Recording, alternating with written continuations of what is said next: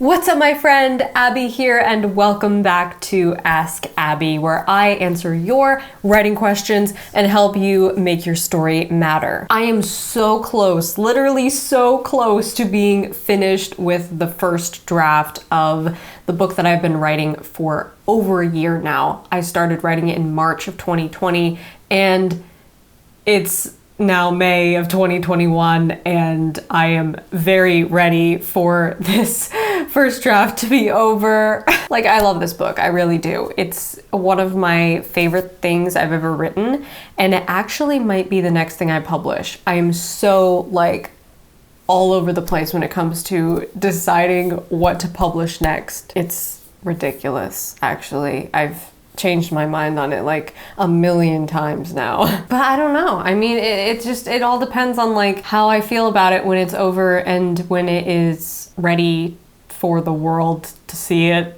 It's a really scary thought. Anyway, so that is where I am currently at with my writing projects. Comment below this video and tell me your writing updates. What are you working on at the moment? What genre are you writing? What's your work in progress about? And let's chat in the comments about all of that goodness. And let's get to today's questions. Why does your story matter? Good question. What if I told you that there's a science behind every great story? I don't just teach you how to write. I teach you how to change the world with your story and make your author dreams come true.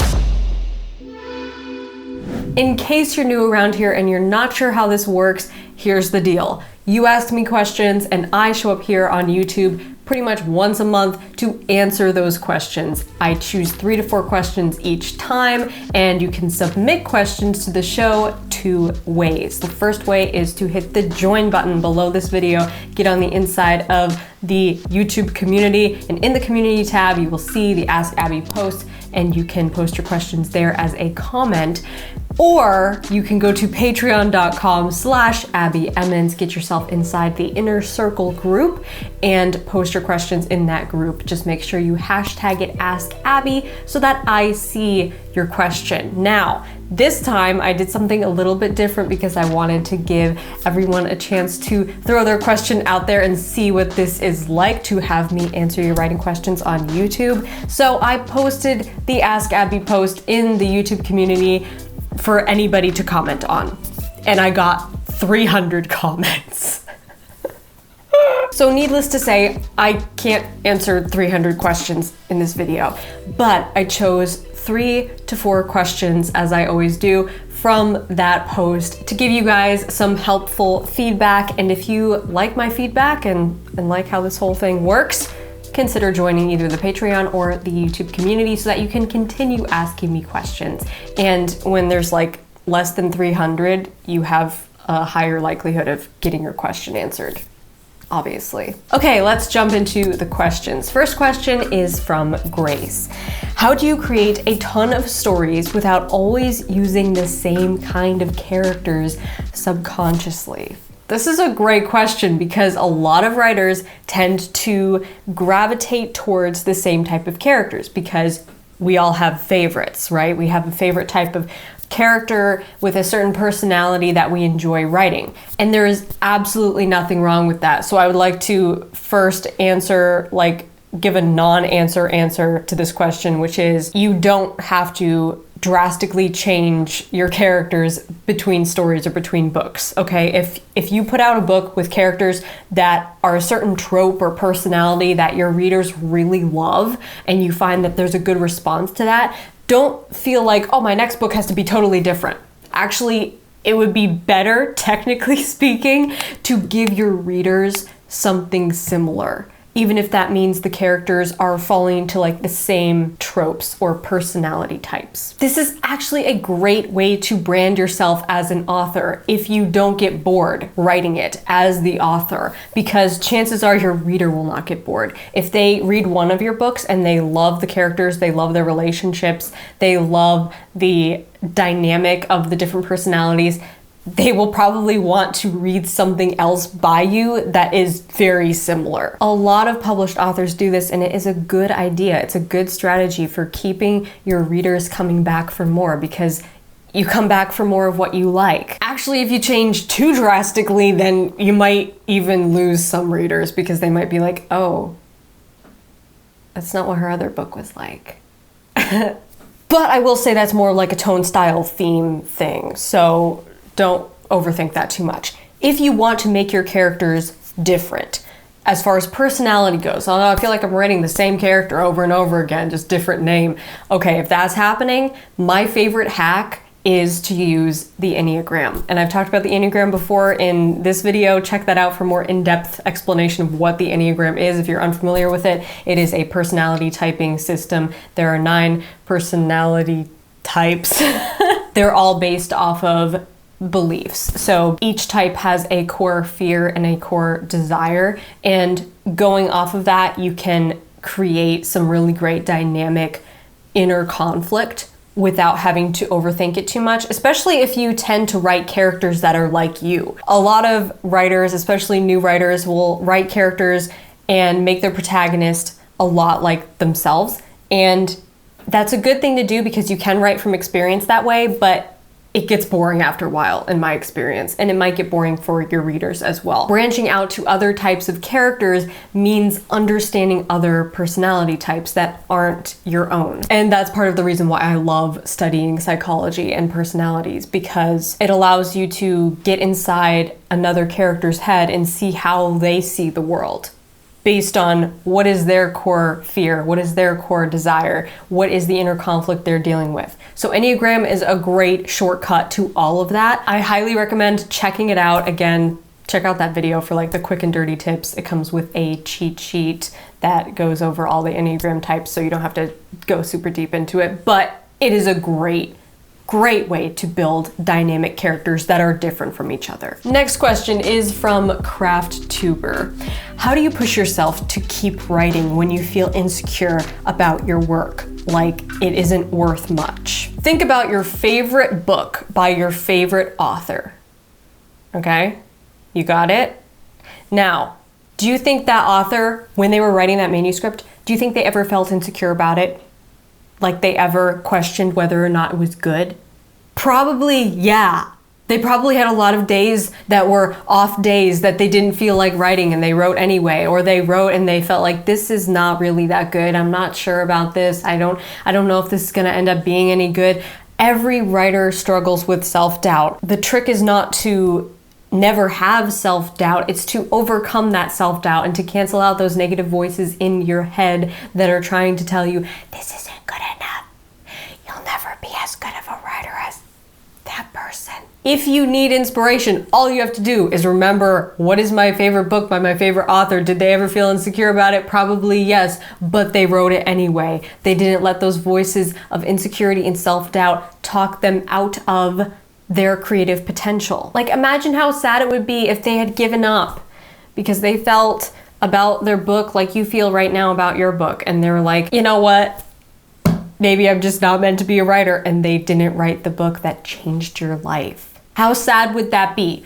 Don't let that be you, because someday someone is going to feel the same way about your book. Mic drop. Also, if you need some motivation to get inspired to write your book, you should check out the new podcast that me and my sister just did on this exact topic. Next question is from Hannah. Can you explain more regarding the difference between the inciting incident and the first plot point? I've read the descriptions on the 3-act story structure, but they sound very similar and I can't tell if they are meant to happen one after the other or simultaneously. Can you elaborate? Also, do you have any tips on developing external conflict for contemporary romance / coming of age? I have a pretty good handle on internal conflict, but struggle more with that external conflict. Love your channel, and I'm so thankful for what you do for us. Thank you, Hannah. Great questions. Okay, first question first, about the inciting incident versus the first plot point. Easiest way to think about it is like this. The inciting incident is the first push outside the comfort zone, and the first plot point is the reaction to that push. Okay, so you could also look at it in terms of the call to adventure. Call to adventure is the inciting incident, and the answering of the call, the decision to answer the call is the first plot point. So yes, these two plot points can happen like very close to each other or even in the same scene, but you might want to give your character a little bit more time to think about their decision going forward and how they're going to make the impossible choice, okay? That's why I call it the impossible choice, because they're pushed outside their comfort zone, now they're presented with a choice. Venture into the unknown and try to accomplish their goal while avoiding their fear, or stay inside their comfort zone. Those are the two options, and of course they're going to pick the first option because that's what sets up the conflict for the rest of the story. Examples. Star Wars. The first call to adventure or inciting incident is when Luke Skywalker finds the message from Princess Leia on the droid. He actually first refuses the call to adventure, but the first plot point shows up when his home is destroyed and his aunt and uncle are killed, and now he basically has no choice but to take action and to move forward into Act 2. So the first plot point is always the decision that sets up the conflict for Act 2. Another good example of this is Beauty and the Beast. The inciting incident is when Belle's father gets lost in the woods and then imprisoned at the Beast's castle, and the first plot point is when she goes, finds him, and the decision to take her father's place as prisoner is the first plot point that sets up the conflict for the rest of the story. Another example, which I used for my first plot point video, check that out for more in-depth explanation by the way, was Jane Austen's Sense and Sensibility, which follows the story of the Dashwood sisters. Their inciting incident is when their father dies and leaves them pretty much nothing because all the inheritance goes to their nasty brother who doesn't give them anything. They're forced to live with their annoying relatives for a while, but the first plot point shows up when their mother decides that they need to move out, and that pushes them further outside their comfort zone. Pain versus pain, it's actually the least painful option because they cannot stand their nasty relatives, and it sets up all the conflict for the rest of the story. So it's kind of like cause and effect, really. It's like action, reaction, action, reaction. That's the momentum that pulls a reader through your story, is cause and effect, cause and effect.